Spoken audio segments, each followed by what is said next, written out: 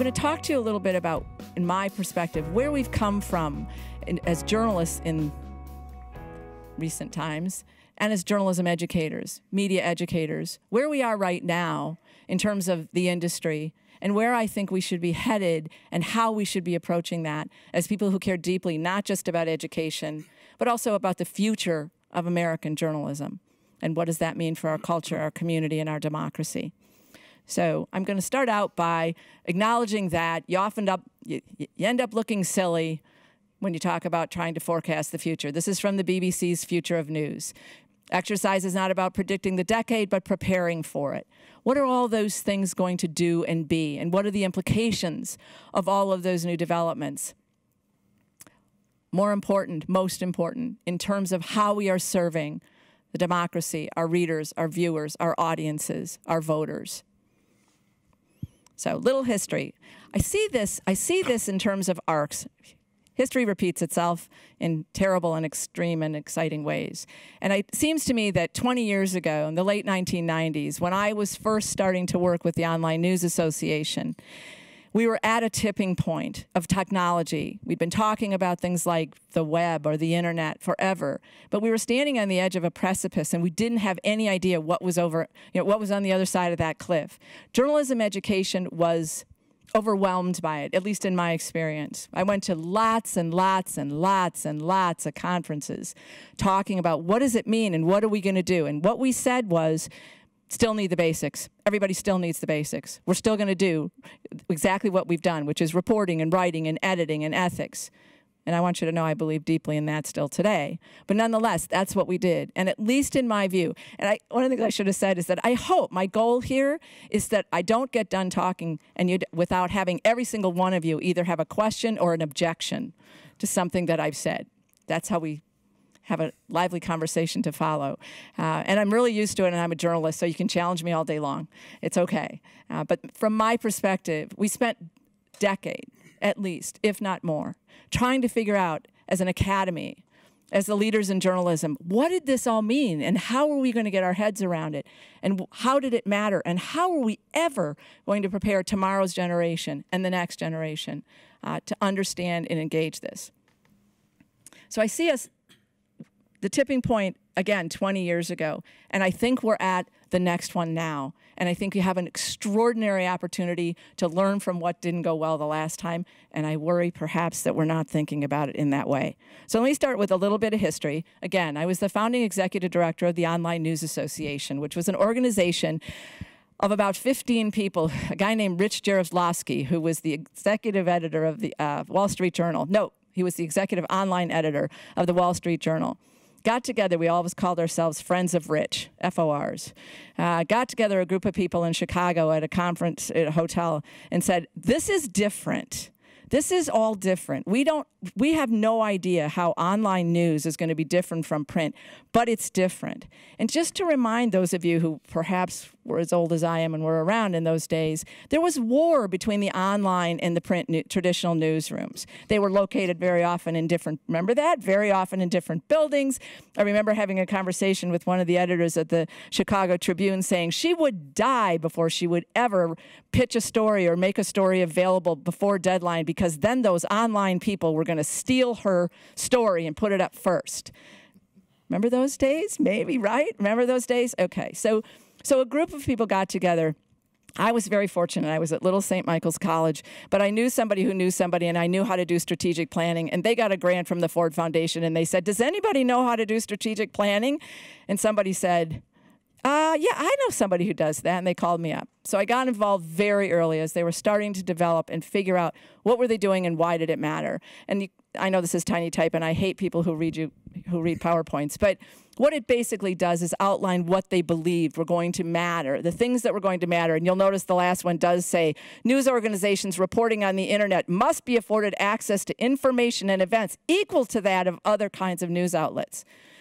Because they couldn't get press passes. They would go to events, or they're like, no, you're not, that's not real, no. So again, this document speaks to its time. It's naive, it's going to be dramatically surprised by the way things were going to develop, but it is it speaks to editorial integrity, values, all of the things that are the grounding of all journalism. The ONA was committed to it from the beginning. Here's a few things we hope for. We didn't hope for Black Lives Matter, but when we sat around after having a few beers at some of our conference or meetings, we talked a lot about the fact that the internet was going to provide a voice to the democracy. That in a democracy, for the first time, everybody would have means to production, means to having a voice, means to contributing to the public discourse. That was extraordinary. Remember one-to-many? I remember teaching mass comm for years, and there'd be a little diagram. Remember that? There'd be a little diagram. There'd be like one center where all the information came from that went out to the audience. But there was one instead of the chaos and the many-to-many and the anybody speaks that we have today. But we saw that. The ONA and the board saw that as such an extraordinary vision of a true and open democracy. The marketplace of ideas, we were optimistic and so hopeful that in that chaos, the truth would emerge. We have feared that Mark Twain was right and that, you know what, nothing wrong with it except it ain't so. What would happen if that didn't happen? What would happen if the noise and the chaos overwhelmed the truth? I'm from Missouri. Here's one of the things we got so wrong, is that information wanted to be free. Yeah, right? No business model. Why? Because from right at the beginning, everybody sat around that table and said, and these were the online editors of the major news organizations, you know, in the country, and the first ones, the founding online news editors in the country, and they all decided that it wasn't quite this reduced, but it was, you know, it was like the internet is free. People aren't going to pay for it. They really want it to be free. We have to come up with other alternatives. Except the Wall Street Journal, Rich Jarzlowski, who started this organization, who said, not me, paywall from the beginning, never, you know, right? Yeah, should have listened to him. But at any rate, it turns out, I put this up here because it turns out this whole thing about information wants to be free, that's not what he said. It came out of Stuart Brand said this, but he said almost wants to be free because the costs of it, you know, are getting it out there are getting lower. So we made that mistake, and what a difference, and I mean online journalists, what a difference it made. What a difference that kind of decision can make. Things we did not imagine, our worst fears. I spoke this morning, I was talking this morning about the fact that I'm not in this business anymore, and so I didn't know that the New York Times had developed this extraordinary branding company, that it does this advertising that is, I was going to show it to you, but I won't, but stories that influence the influential. Interesting choice of words. They're beautiful. They're extraordinary. They are. They're advertising, embedded advertising. If you haven't looked at the iTimes branding company, I really encourage you to stop and go to the site and take a look at the exceptional, beautiful, narrative, journalistic advertising that the New York Times is creating. I get that in our context today, this is nothing unusual. But I will tell you, 20 years ago, this was our worst fears. Remember the, you know, church and state thing between advertising? We just agonized about sponsored content. How will they tell? What will they do? How will we know, right? Oh my gosh, you might have ads actually embedded in your news stories. Early on, you may recall, you know, the USA Today, was it? USA Today did an ad where the front page of the site, a little Volkswagen came up the side and went under the, like, cartoonish, went under the front page of the site and out the other side. It was a crisis in journalism at the time. We had panels about it. Like, what was happening? Well, who knew? The Washington Post has a new slogan, democracy dies in darkness. We would never have anticipated some of it. And we would never have anticipated, it would have been like Back to the Future if we'd seen an ad that said Jeff Bezos bought the Washington Post. Everybody would have been like, what? That can't happen. And here's something else we would never have anticipated. I was thinking about how to talk about any of this in a way that's respectful and understanding of our country and where we are today. And I thought, well, I'll just go look on Sunday to see whether or not the president has said anything about the media that I can use as an example of something we would never have expected. And literally within 15 minutes, I mean, telling you, it's like delivery. There it was at 5 o'clock that morning.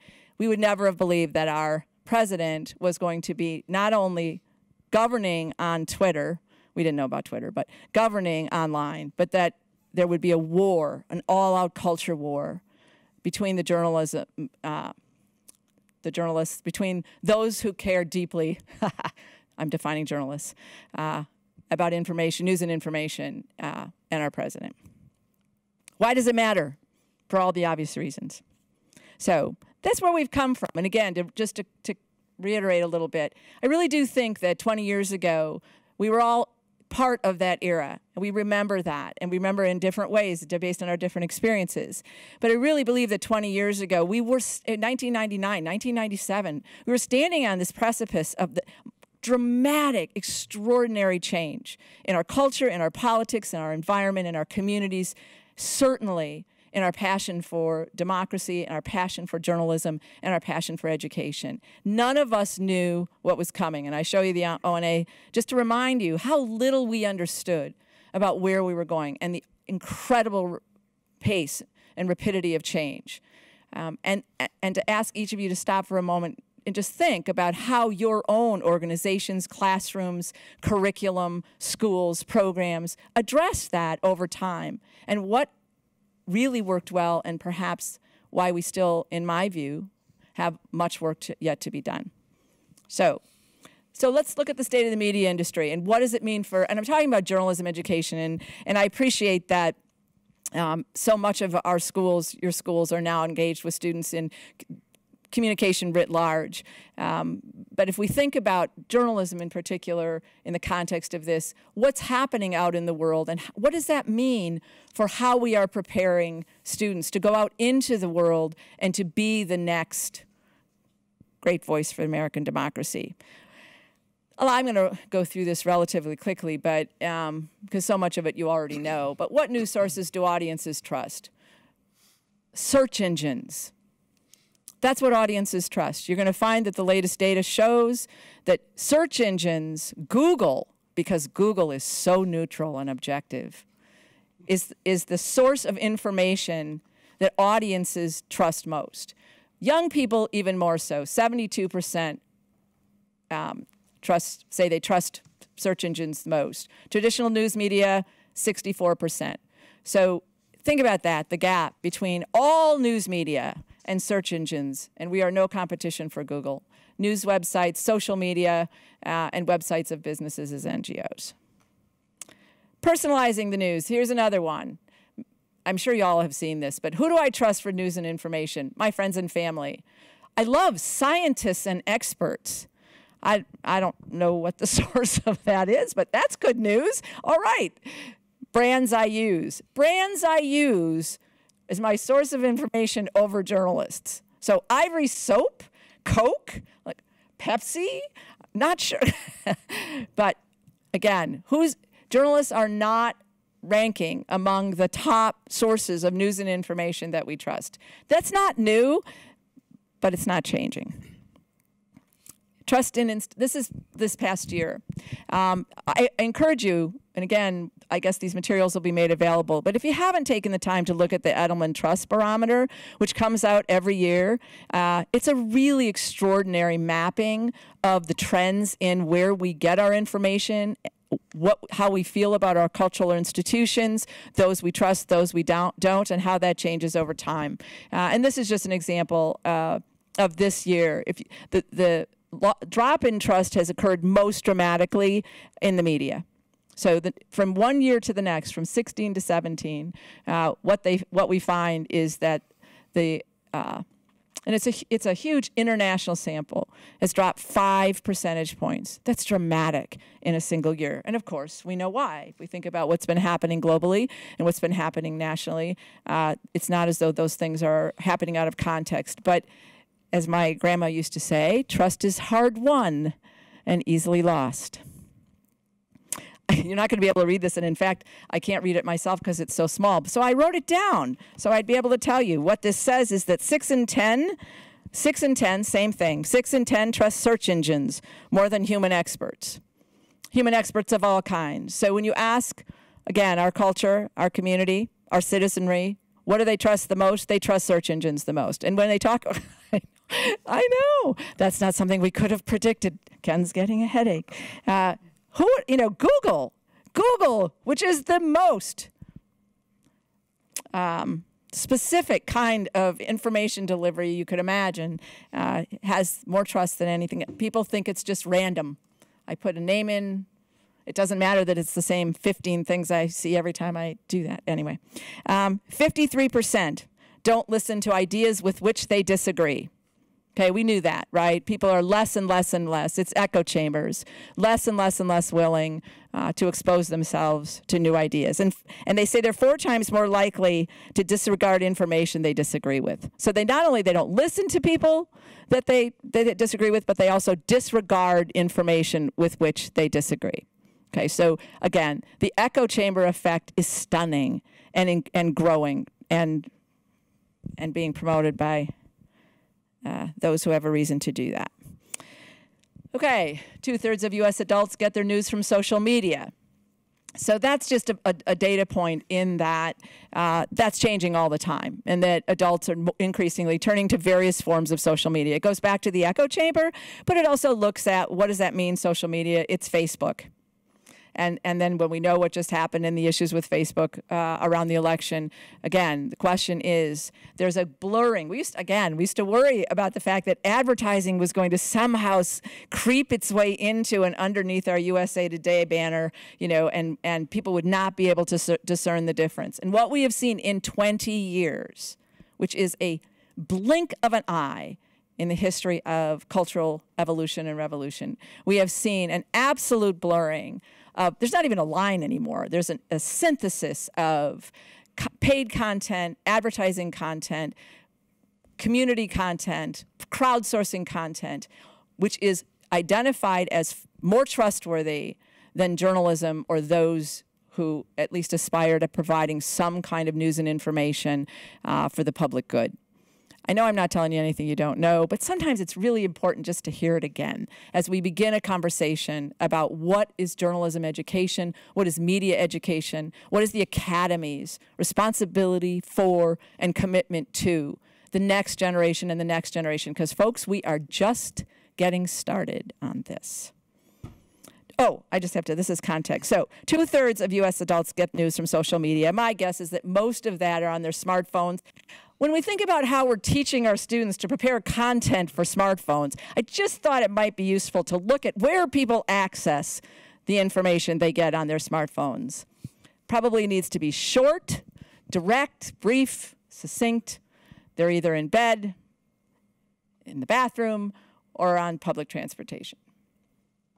Okay, so what does all this mean as we think about the media and think about the implications for the media? I have often said that one of the great benefits of what's happened in our culture and our democracy in the past 18 months is that I think it's revived journalism.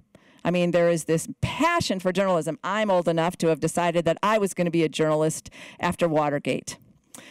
There was a surge of journalists or young people who decided that they too were going to save the world because it could be done if you were as a journalist.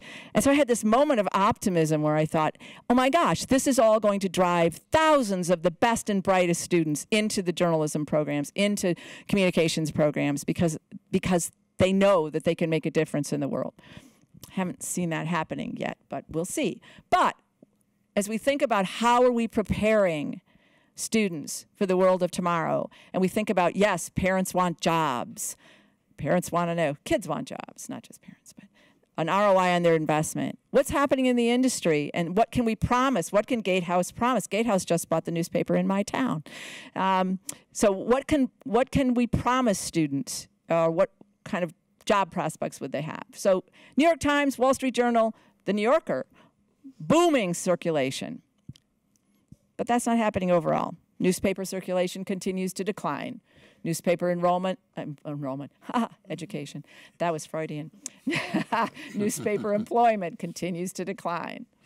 Alternative newspapers continue to decline. Television is holding its own, but it's important to recognize that between 2008 and 2016, the U.S. population went from 304 million to 323 million. So while it's holding its own, it's not holding. Yeah, no, no, it's not holding its own. Smaller piece of the pie. Very small piece of the pie. And so again, I appreciate that we are educating our students to be producers and consumers of mediated messages. I'm sure that's true. But as we think about our students who are on our television track and our newspaper track, although I understand that that's declining, and even in our public relations and advertising tracks, because they are symbiotic and with the mainstream media industries, what do these numbers mean for how we are educating our students? What are the things we're focusing on? Radio is up. Radio is up, which is, how many of you listen to podcasts? Yes, you and everybody else. And that's why, because they are mobile, current, timely, and vertical. They are the thing, they are the elements, they have the characteristics that work with and that meet the needs of today's audiences. But it's not broadcast radio except talk radio in the broader sense of the word. It's pretty targeted, it's pretty specific, and it very much feeds back into the data about what we're willing to listen to, because we want it to be vertical and specific to our interests, both politically, socially, culturally, religiously, in terms of sports, you name it. We want something that is about what we want to hear about in the way we want to hear it from the people we want to hear it from. Okay, digital native news outlets, audience reach, newsletters. Look at that. Here's something we'd never have expected. If I'd said to you 10 years ago, we really need to start teaching radio and newsletters, you'd have been like, yeah, I don't know about that, right? It's a good example, however, of how the fundamental skills of journalism education, the things that matter about journalism education, taught well and flexibly and dynamically in a context of helping students and faculty understand that it isn't about the product specific. It's about how do you take that skill set and create content across platforms. Because again, we didn't know that podcasts and newsletters were going to be hot, but if you knew how to write a news story and you could do a broadcast, you were golden. So again, we focus often on the wrong things, in my view. And I am using the royal we because I still consider myself one of you, even though I've been doing other things for a while. Okay. AI enters newsrooms. Journalists have urgent responsibility. Remember I talked about the tipping point and how the internet was the tipping point? Well, we're about hitting another tipping point. And I don't think we've seen anything yet. I think it's going to be the difference between the Model T Ford and the jet plane. And I'd like to challenge all of us to think about what did we learn from the last tipping point and what are we doing differently as a result of it? So, the most profound technologies are those that disappear. I told you I wouldn't read PowerPoint, but I lied to you. They weave themselves into the fabric of everyday life until they are indistinguishable from it. That's from 1991. And you know, Scientific American. And of course we know that, right? Technology becomes part of our culture and it disappears. It's the difference between looking at the screen and through the screen, living at the screen and through the screen. We saw that with the web. We saw that with mobile phones. It's the Model T version of what we are going to see with the integration and the invisibility of artificial intelligence, natural language generation, virtual reality. And all of this, I hate the word wheelhouse, but all of this is in our wheelhouse. It's all about the communication, production, distribution, legitimacy, validity, credibility of the experience, the communication, messaging experience that our audiences are going to have, not tomorrow and not in 2 years, but in 5 years and 10 years. Think about where we were 20 years ago. I used to stand up in 1999, I stood up in front of my classroom and I said, there's going to be a little box. It's going to be about this big and it's going to have everything in it. And it's going to have television and it's going to, and they were like, yeah, whatever, right? 20 years. Think about the rapidity of change. So, going back to AI, what are we talking about with our students? What are we talking about with our faculty? How are we thinking about this as journalism, education schools? You know, the academy is, the job of the academy is to be cutting edge. It's why we all get paid to think.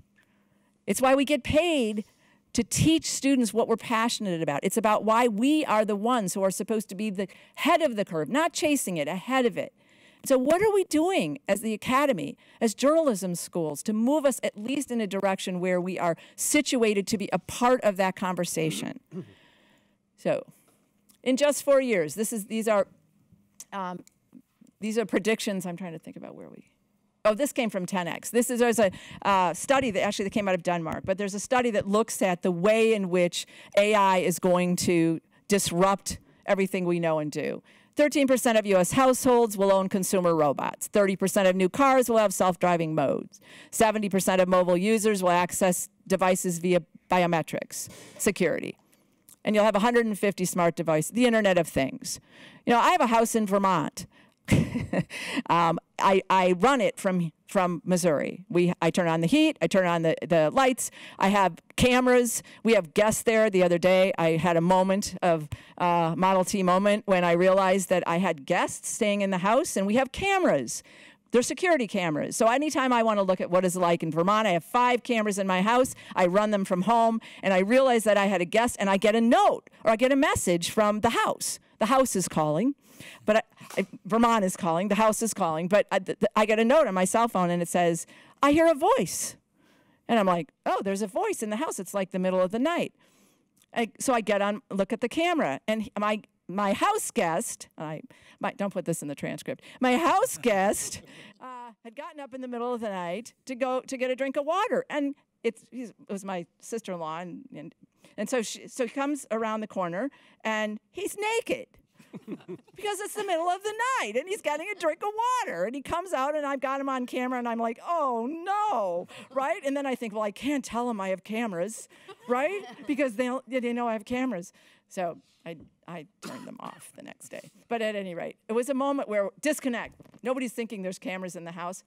Going to be cameras in the house everywhere. We have our older parents. We're going to be able to watch them. We're going to be able to tell when they got out of bed. They're going to be able to tell how long they've been out of bed, see whether or not they've gotten back in bed safely.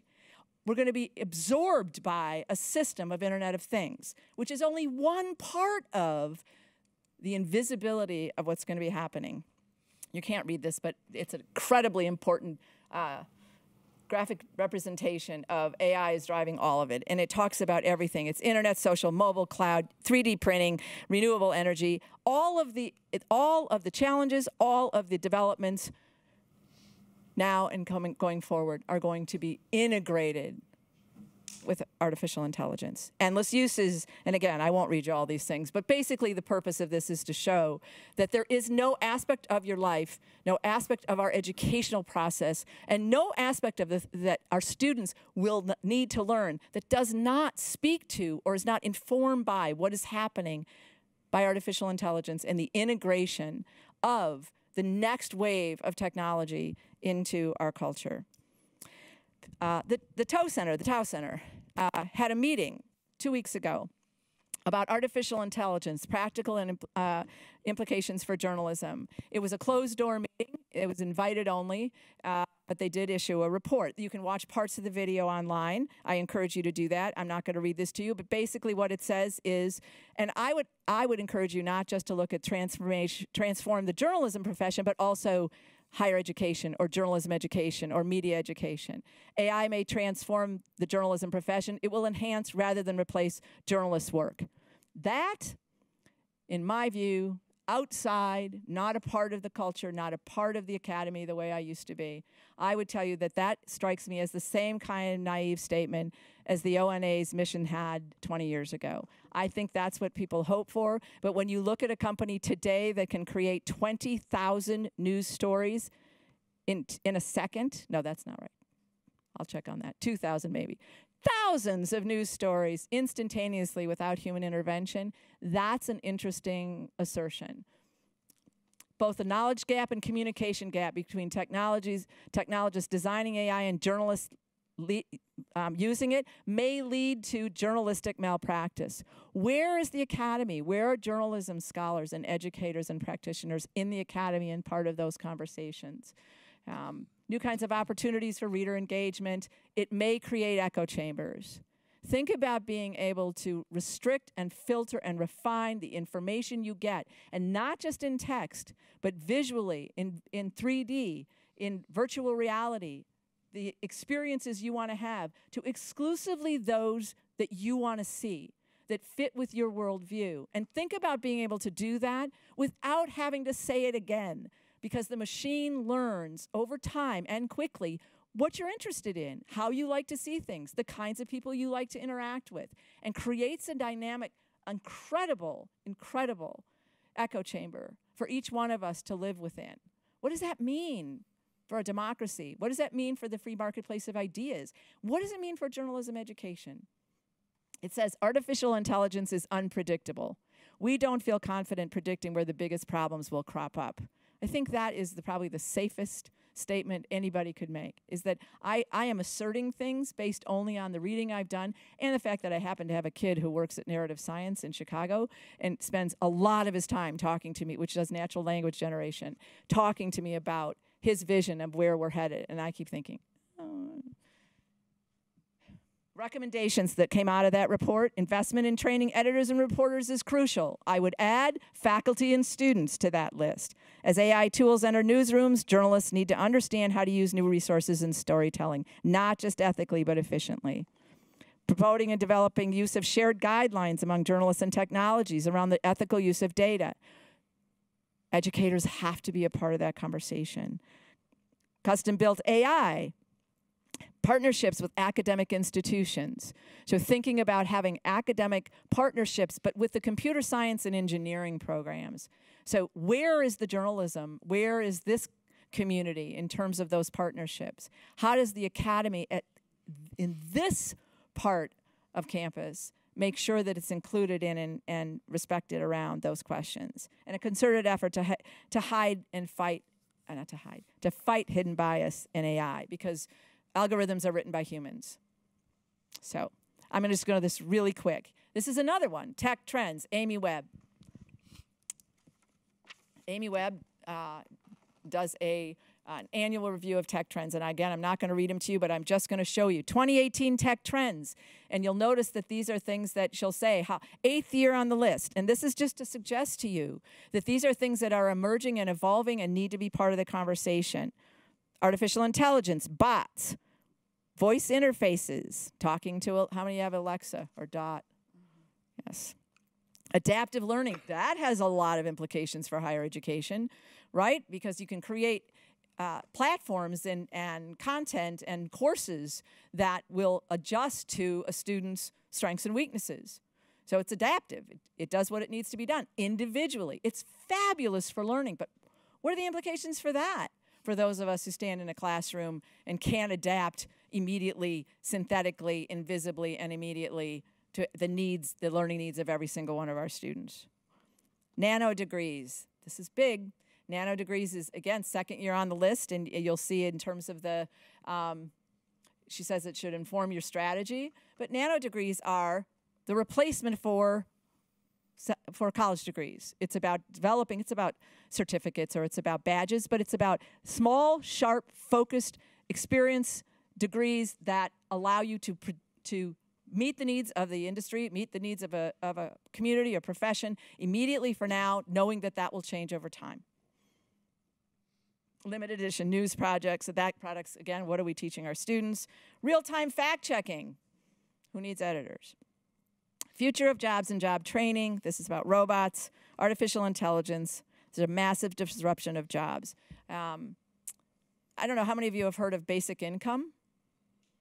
Basic income is the assertion or the theory that automation is going to eliminate so many of the service jobs in our country, in the world, that the only way to address it is by providing every citizen, who works or not, with a basic income, a basic living income, so that that living income is dissociated from employment or work, that it is strictly the function of being a citizen, and that every citizen will receive the same living wage, and that those who choose to earn more than that will have other options in terms of that. But that's what's going to happen with automation. There's an experiment going on, I think in Denmark maybe, about that now. But there is a whole dynamic around that. And if we think about that as we apply it to journalism. Okay, journalism school. What do journalism, where am I?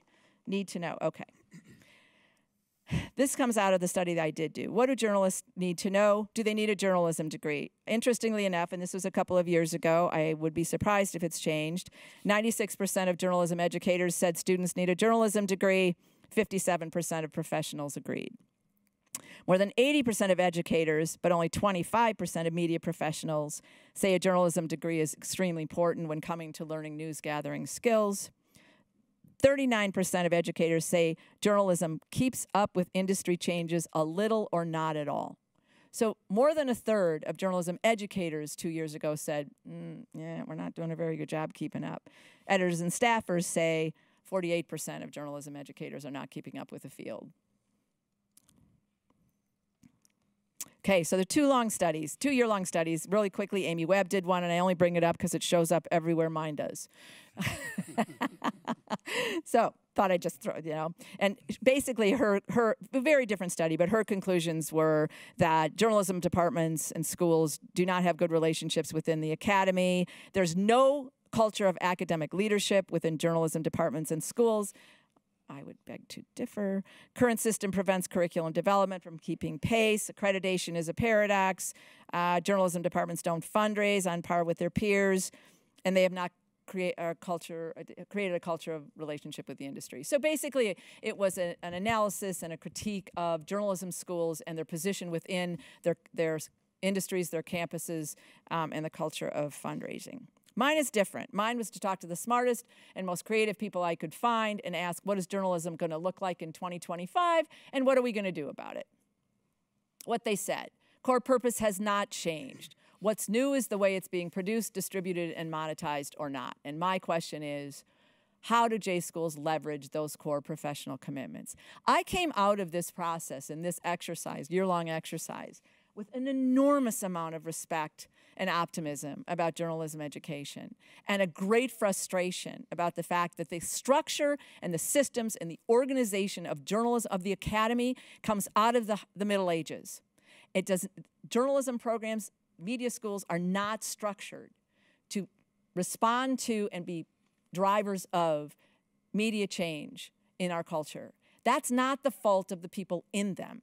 It's the fault of the system that has never been changed. So I actually put these pieces together and came up with a proposal that I've actually isn't quite as radical as I started with, but we'll get there. Okay. No consensus on a proven sustainable business model for education or for commercial journalism. So digital gains don't make up for print losses, according to Pew. For every dollar gained in digital, $7 are lost in print revenue. There's no winning that game. But what does that mean as we think about what are the implications of automatic generation of stories? Nothing cheaper than a machine to produce content. And it's timely, and it's focused, and it's targeted at the audience, and all of those things, personalized. It's all about personalized. So what does that mean? As you think about, what are you teaching? You know, the kids who came to your programs in August, on average, will graduate in 6 years. 2023, which is light years in terms of some of the questions we're talking about. But that would have meant that you would have had to start talking about this 5 years ago in order to have a curriculum that prepares the students to know what they need to know in 6 years. I don't know why people feel frustrated, right? How in the world? You don't know what's going to happen 10 years in advance. How in the world do you do that? So it has to be system-wide. It has to be organizational structure rather than saying, I mean, I taught new media. I taught new media in like 2001. I was a print journalist. I never wanted to be on television. I wanted a notebook and a pencil, but I worked in this little tiny journalism program, and I had to teach new media. I was teaching web design. I had no business teaching web design. I had a book and a software, and I did everything I could to stay ahead. I'm sorry to my graduates. To stay ahead of it, because that's what we had. That does the faculty a disservice, and that does our students a disservice. And I fear that it still continues to happen all over the academy. So what can we do about that? Journalists must be technologists, entrepreneurs, community builders, and mobilizers, at least as much as they are writers or storytellers. Again, conclusions of the study. What does that mean for J schools and their faculty? Content is no longer the product or purview of a single trade, craft, or profession. Content is produced by working journalists, to distribute to mass audiences, traditional model. Produced by mass audience for distribution to mass audience, crowdsourcing. And produced by working journalists and mass audiences for computer systems, increasingly, that relay, configure, and repurpose that content for distribution without human intervention. Journalism education is not keeping pace. If there is anybody in this room who disagrees with me about that, I would love to have that conversation. Nothing would make me happier than to be convinced that this is not true. But that's not what I see, and that's certainly not what people say. Joichi Ito, I don't know if you know Joichi Ito. If you ever get a chance to talk to anybody in higher education, in the media, I recommend Joichi Ito, who is the director of the MIT Media Lab, who does not have a college degree. It feels like it's time to start experimenting with new faculty. More really interesting journalists aren't coming from J schools. If you start thinking about it, you have to ask, do we need journalism schools? 3 observations that I took away. Currency is the new core value. You cannot be an effective educator in an industry and a profession and a discipline that is changing as fast as this one is if you are not current. That does not mean you can teach everything. It doesn't mean that you are the person who knows how to teach web design. Alan knows how to do that. It means that you are current. It means that you know what's happening in the world. It means that all of these things I'm talking about, you're like, oh yeah, I know that. I read that. I know about that. Time, you know, I gotta tell you, I think it's a core value. Faculty cannot teach what they don't know. Could we just please all remember that faculty cannot teach what they do not know? And we should stop expecting it and asking it of them. An accreditation standard should value educational outcomes, but I'm not going to talk about that today. Currency is a new core value. If you talk about currency, it's the capacity to identify and master emerging market trends.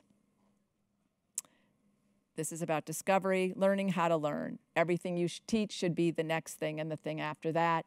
If you're not up for that as a faculty member, you really should find something else to do. Okay. This is about modeling currency, all of the things that are available out in the world that keep us current. Newsletters alone will keep you current. If you take an hour every morning to subscribe to the right newsletters and you bring them into your email box and you share the things that you see with your colleagues, and I assign in my school, in my management team, we read the same 5 newsletters every day, and they come from all different political perspectives, and I check it by talking to them about it. It's not that hard. Faculty cannot teach what they do not know. When people think of J schools, they think of institutions churning out people who are being taught by people who aren't reflecting the market reality. And I'm not going to, that's a critical one. The field is moving more quickly than the speed at which senior faculty retire, and that's a challenge. And sad but true, the fact is that across the academy, people are not retiring at the rate of change and at the rate of the influx of new ideas. Time to create journalism first education.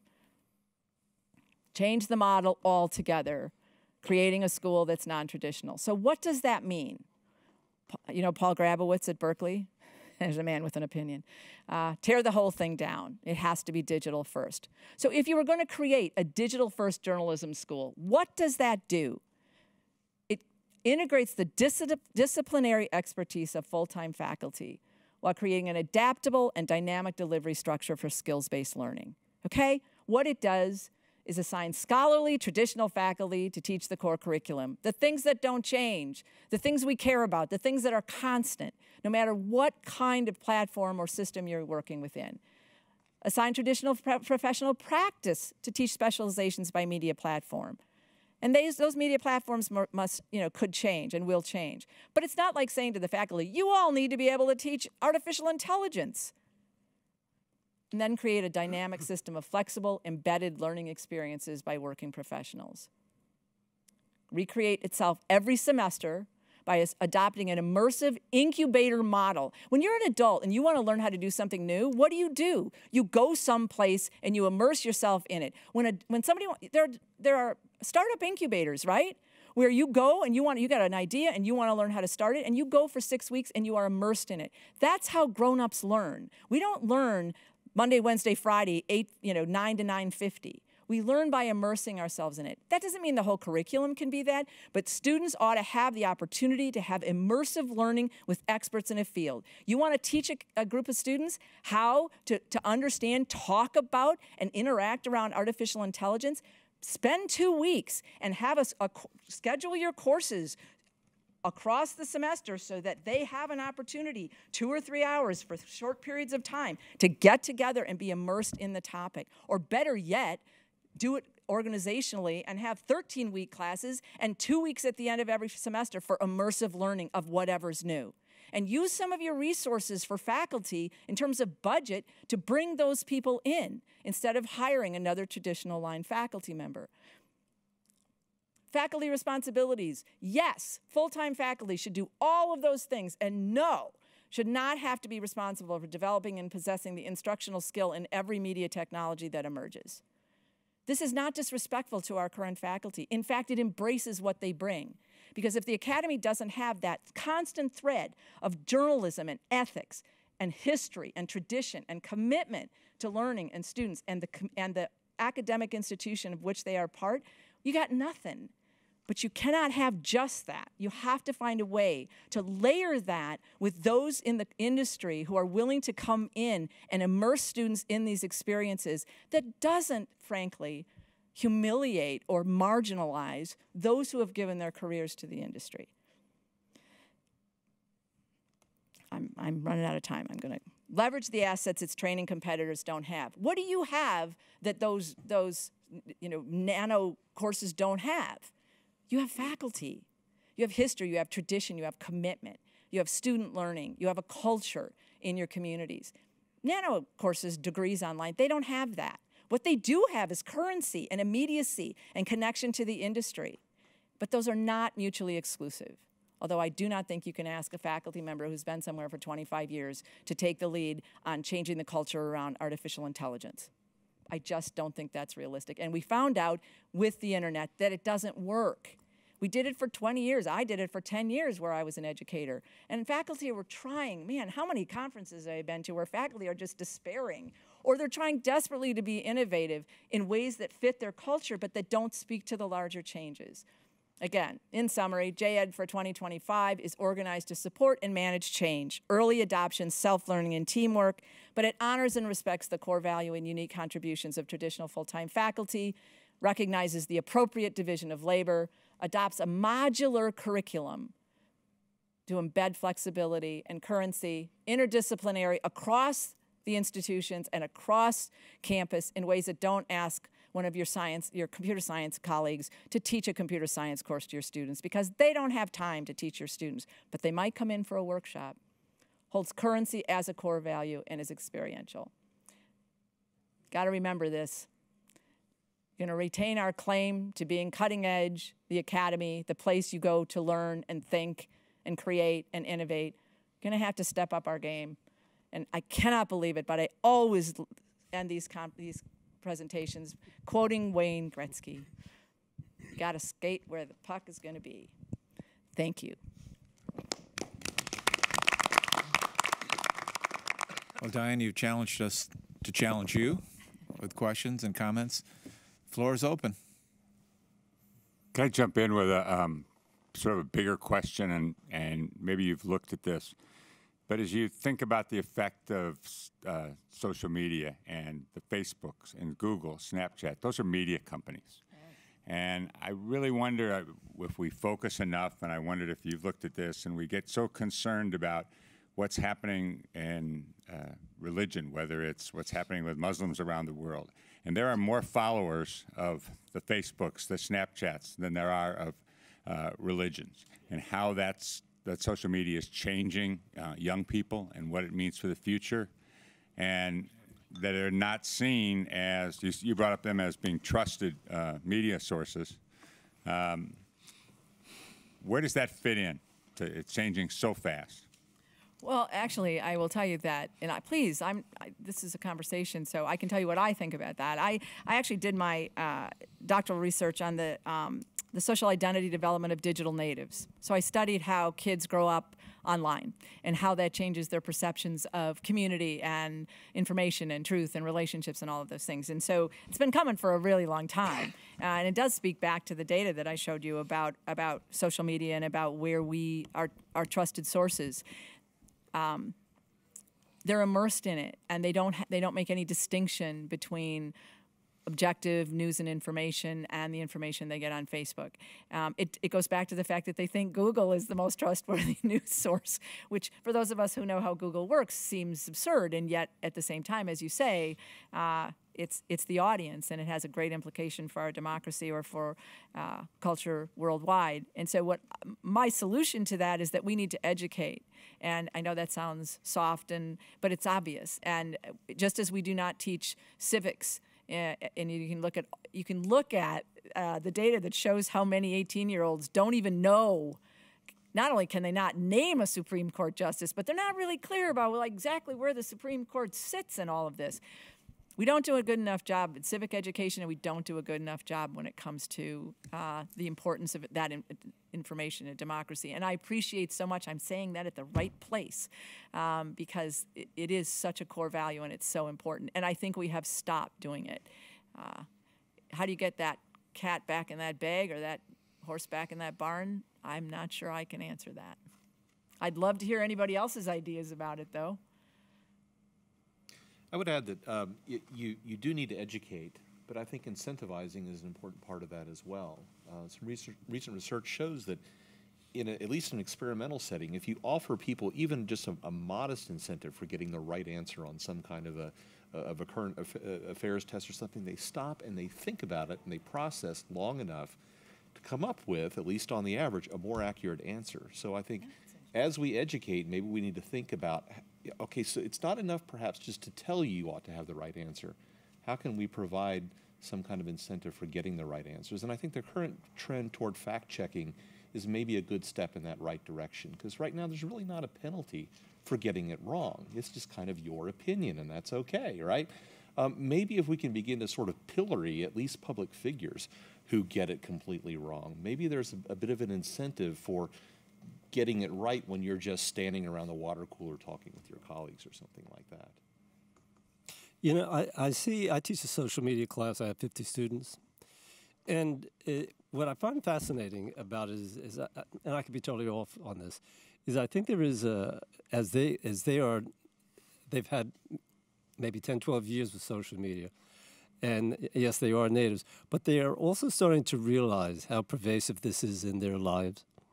Not just with the fake news and that issue, but how, as they are maturing, they see, well, we just don't want to share photos anymore, or we just don't want to hit the like button, or we don't want to just put a little gossip on this. They're starting to see the ramifications of this.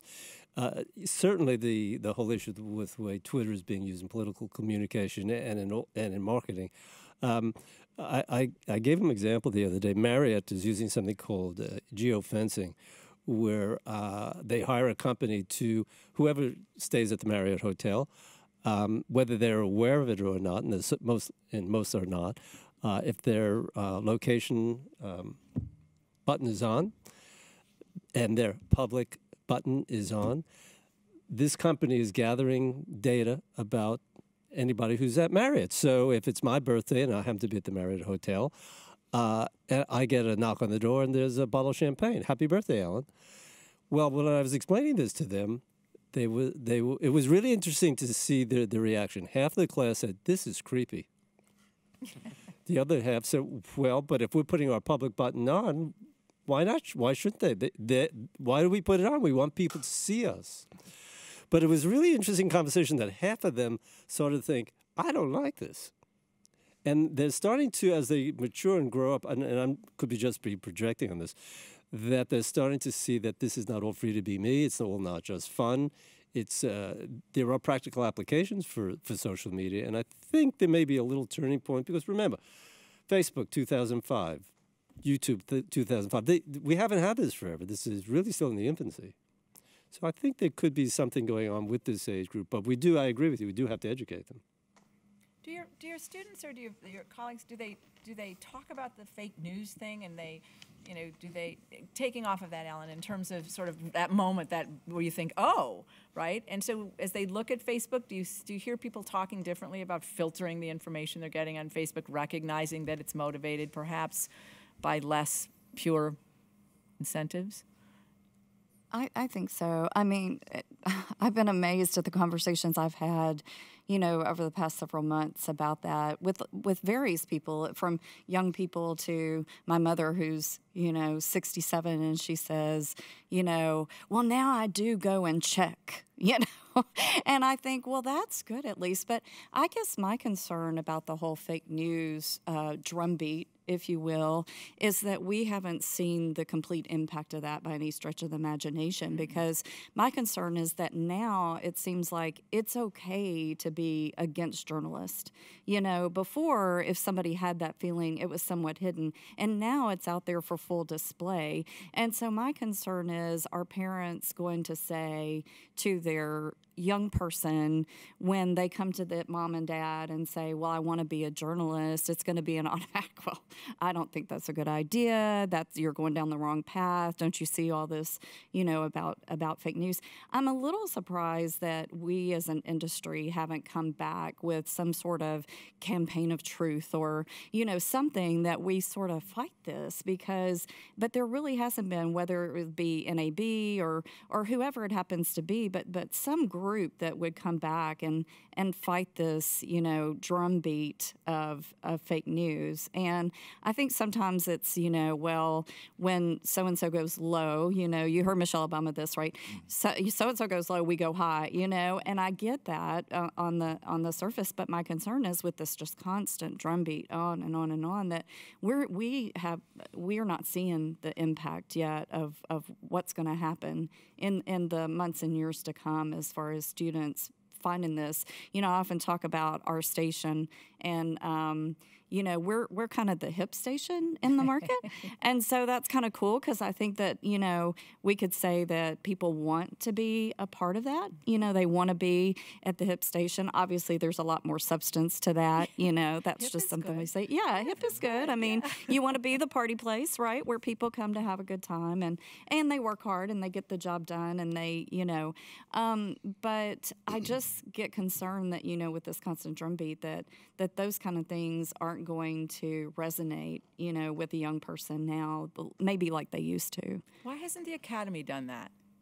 Why hasn't if I agree with you, it surprises me that it's just sort of been the noise. Why is the Academy not stepped up to, because it holds a higher ground, right? Well, it has a high ground. Just a bit of background. Yeah.